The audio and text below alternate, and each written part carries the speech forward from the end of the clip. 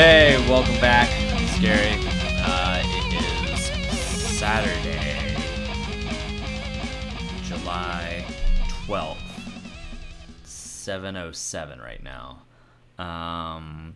Sorry I didn't post a podcast last week. I had some family in town and just, some other things that just kind of took over my life and didn't have time to do anything podcast wise, but tonight I have time. Let's continue on the solo dad summer. So this tonight I want to talk about the screen time and kind of the guilt that parents have with iPads and like video games and just feeling like not a good parent because you've kind of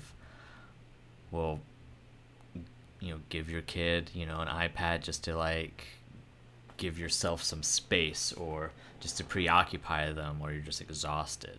So I've have gone through this. I'm still going through it. It definitely was a topic of concern when I had my daughter, my first child.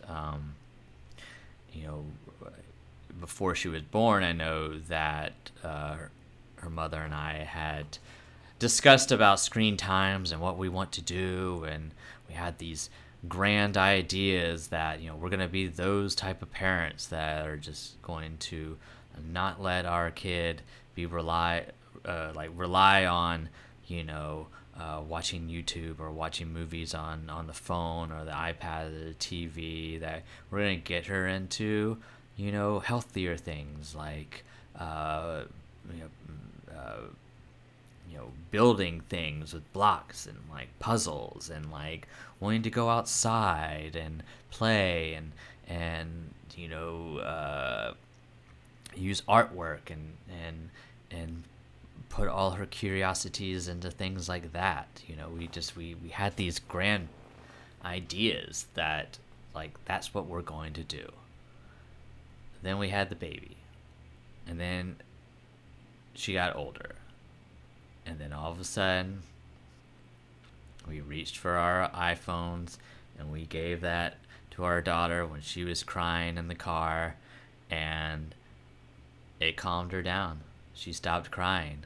And right after that, we just fell into the abyss of, thank God that we have iPads and iPhones and technology and stuff that we could get a little break from our crying daughter, or just a little bit of like to tame the insanity. After that, I know for a little bit, my kid's mom and I, we did feel guilty. We thought, oh my God, we said we were going to do all this creative stuff and good ways of like not to rely on technology for our kids. Are we bad parents? And I think after talking to a bunch of other parent friends of ours, we felt okay about everything, and somewhat even a little better, because we thought what we were doing was giving our kids a lot of screen time, and in reality there were some other parents that we knew that were really giving their kids a lot more screen time, and we felt a little bit better that, okay, well, we're giving our kid the iPad and letting her watch TV and stuff, but we cut it off at a certain moment, or we don't we take it away when we feel that she's good to go and she doesn't need to watch it as much. And there's other parents that we have talked to that, are either they're pregnant or they just had their first baby and they're thinking the same thing. And, I guess society and social media and like the media out there, the news and stuff have kind of put this, like, I don't know, trying to make it like a scarlet letter or something like that to let your kids watch, you know, Blippi or My Little Pony on their iPad or an iPhone. That, like, oh, you're ruining your kids' lives by just letting them sit in front of a television and watch. Like, oh, why can't you be, the you know, you know let your kids go live, like, educate them somehow, do something great with their times and stuff. And usually these people that are telling you this do not have any kids.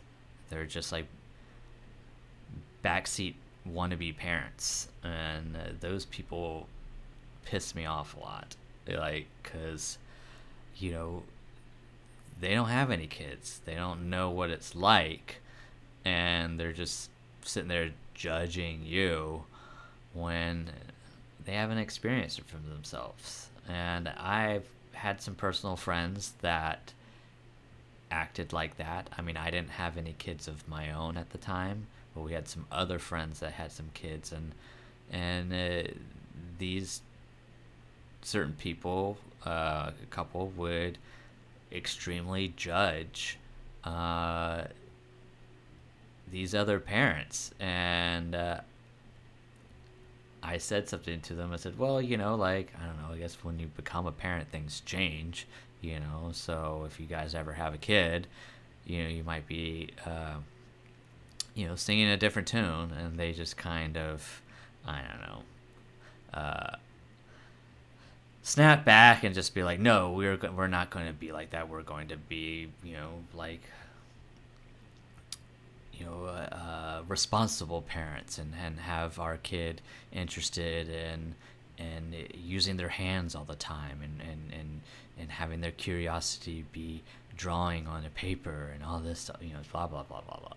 Yeah, I hear it all before, but that's just not reality. And you know it's I'm tr- it's something that, like the same thing that I was talking about in the last podcast about, bad junk food versus healthy food with kids. It's just, everything works in moderation.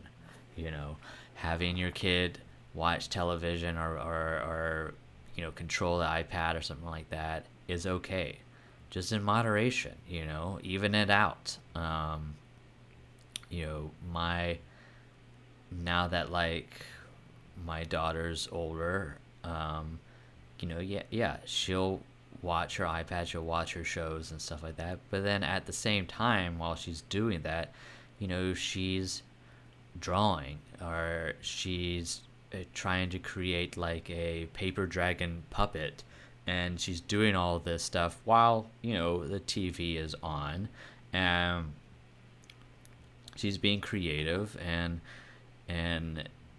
not just sitting there and just like zoning out and stuff. She's doing things, or like, she'll have the iPad on, and it might be just on, and it's just in a room, either her room, my room, the office, or whatever.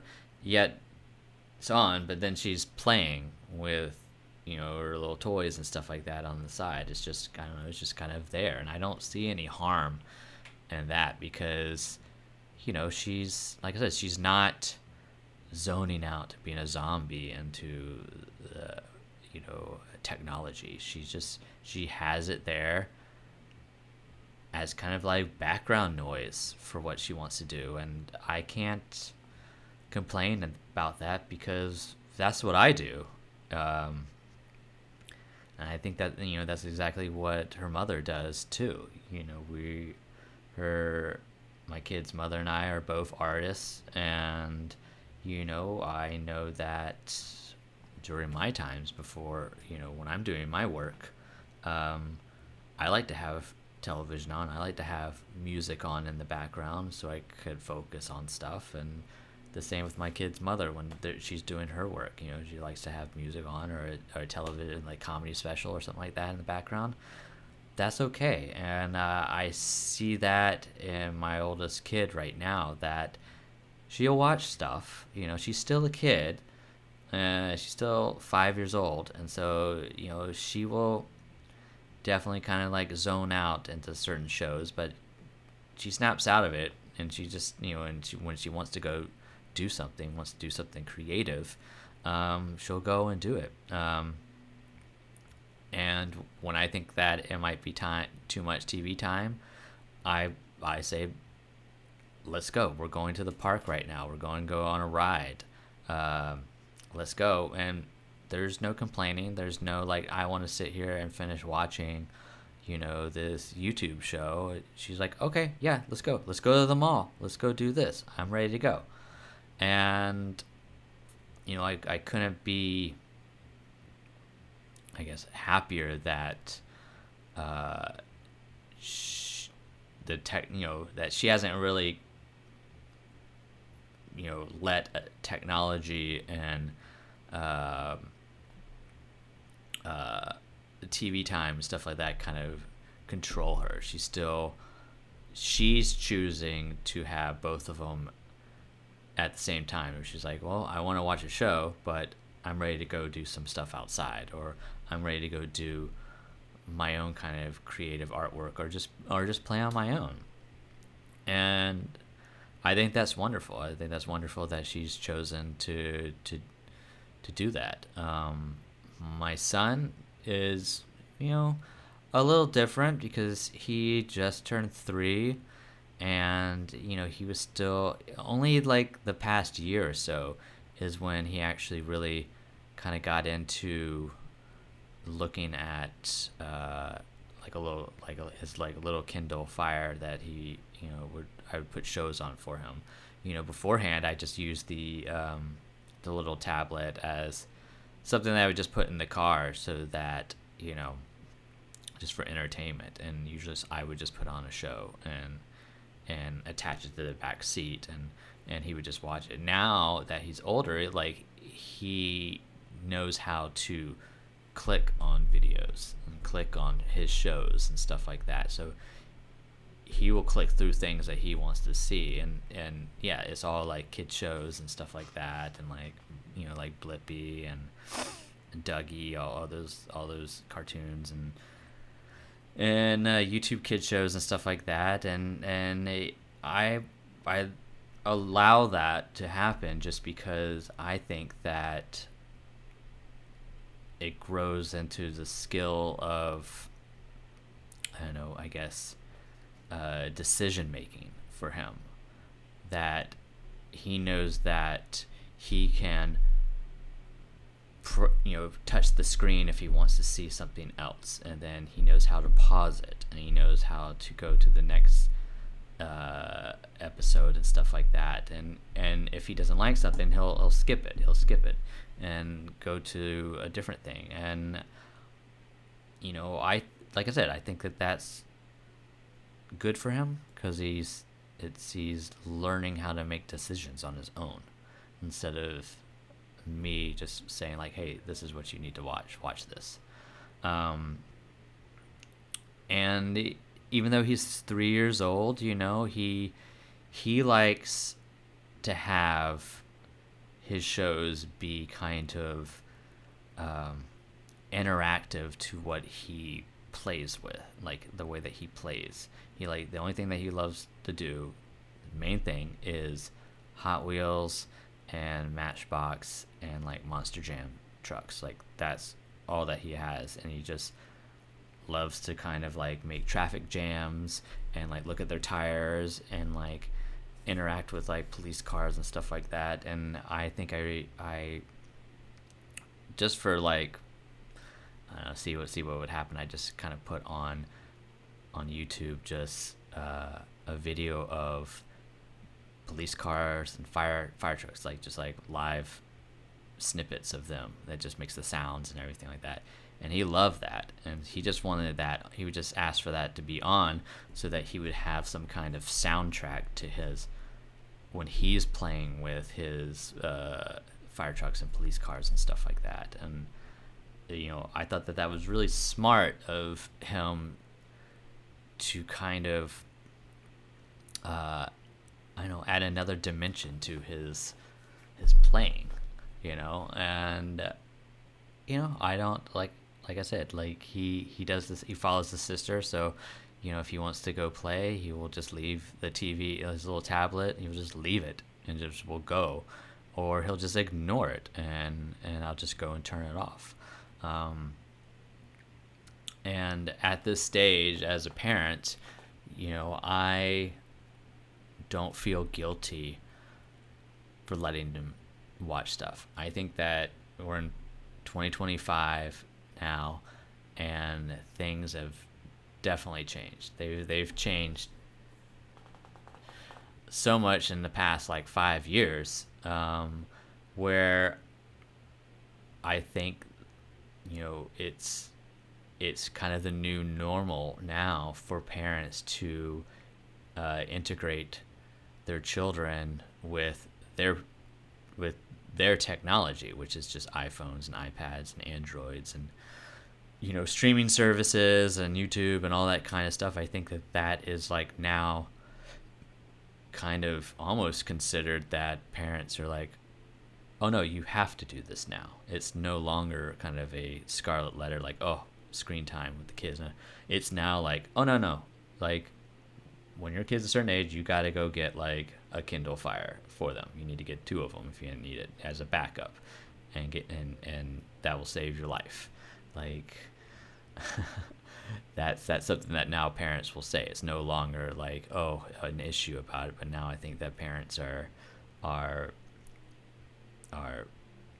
pro screen time, just as as a way to kind of keep their sanity about stuff. But the one thing that I do have to say is, especially if you make your kid kind of a kid-friendly Instagram or YouTube channel and stuff like that, the algorithms can be very tricky.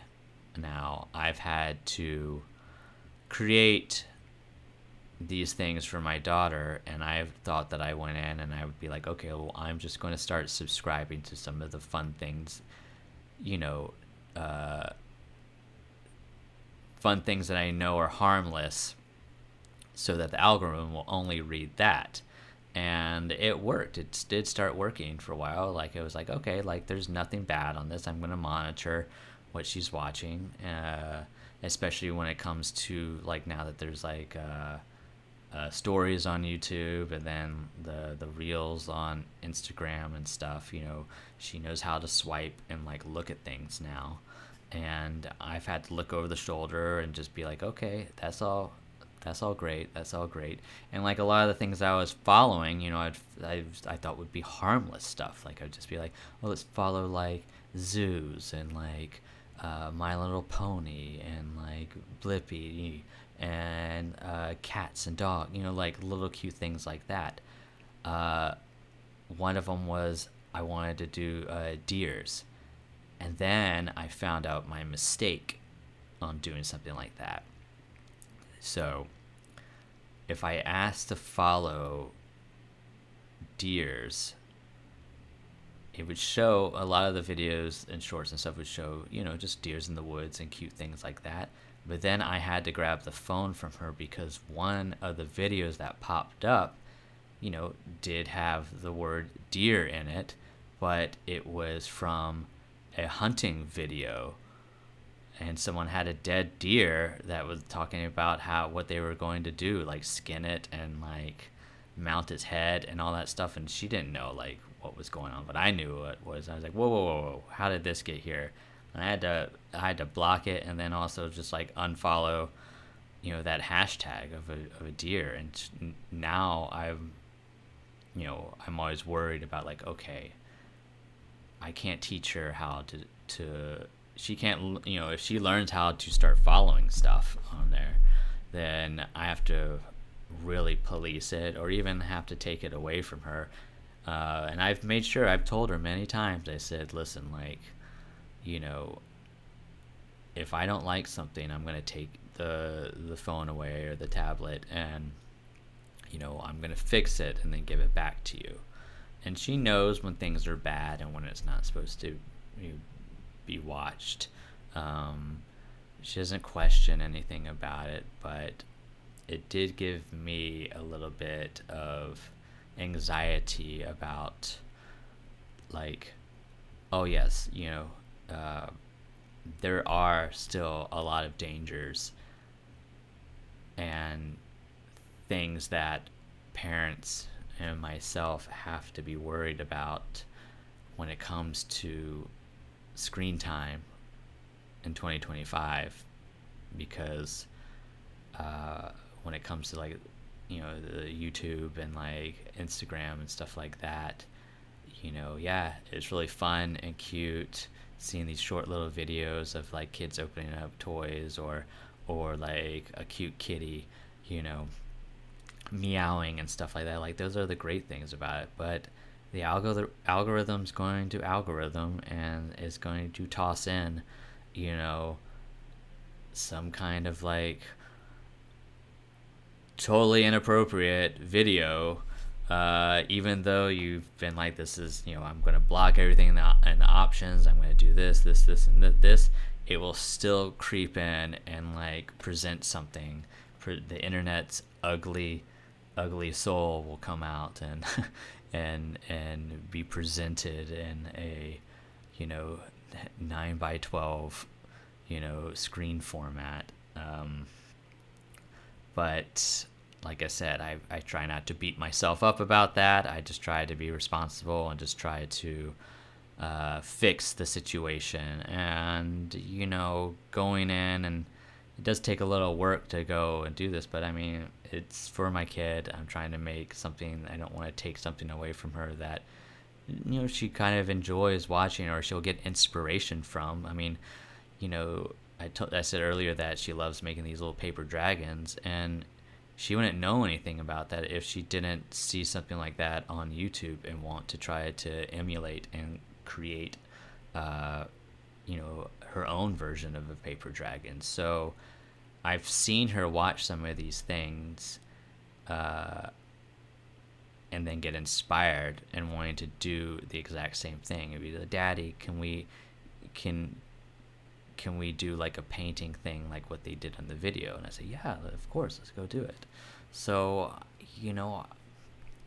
like I said, it's a tricky thing to deal with as a parent during this age of technology, and how technology is basically taken over everyone's lives, and it's integrated in everything that we do. And of course your children are going to be integrated in it as well. It's just, there's no way of not having them exposed to stuff like that, because they'll be exposed from it at a friend's house, at school, somewhere. And the best that you can do as a parent is to do your best to kind of police it, and I guess foresee anything that could be potentially bad on that the algorithm might toss out, like try to catch it and fix it before your kid's exposed to it somehow. Now that's not always can't always be perfect about that, and if your kid does get exposed to something that you don't want them to see, if they have some kind of reaction, or if they know what happened in it, just sit them down and have a talk, and just be like, that that was a bad thing, or that's not good, I don't like you watching that, that's not for kids, that's for adults or something, or that's too scary, or let's not watch, I'm not gonna, I'm gonna block that, so yeah, It's tough. It's tough because it's only gonna get crazier. It's only gonna get crazier now with like AI and like video and stuff. I mean, it's gonna like they, it's gonna get nuts, and so we're in uncharted territory right now because technology changes so fast, and the kids are so young that even as adults, we have to catch up with everything and figure out what's going on. And then the kids are being exposed to it at the same time.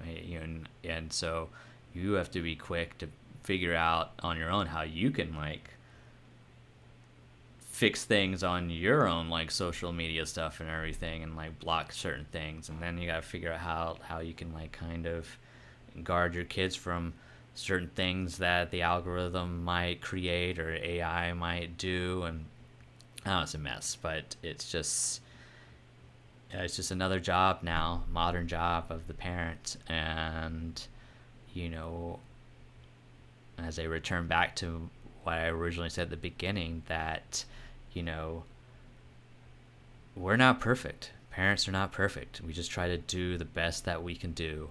And you know, if you're worried about screen time and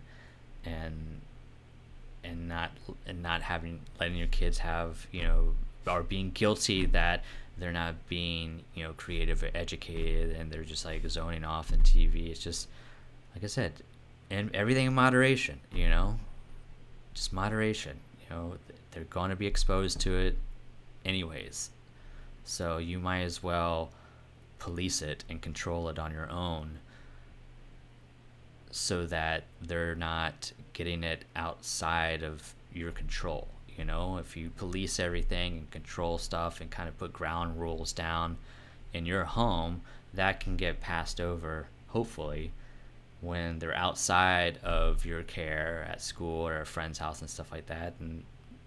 And hopefully they'll know the rules that you created and go by those rules. You know, that's the only thing. You just, like I said, parents, we're not perfect. We're just trying to do our best. And all the parents out there worrying about this, don't worry, you got it. Just, you know, like I said, do the best that you can do. All right, guys, I gotta go. Actually, gotta go do some dishes and clean up the house and everything like that. So I will see you next week. All right, have a good one.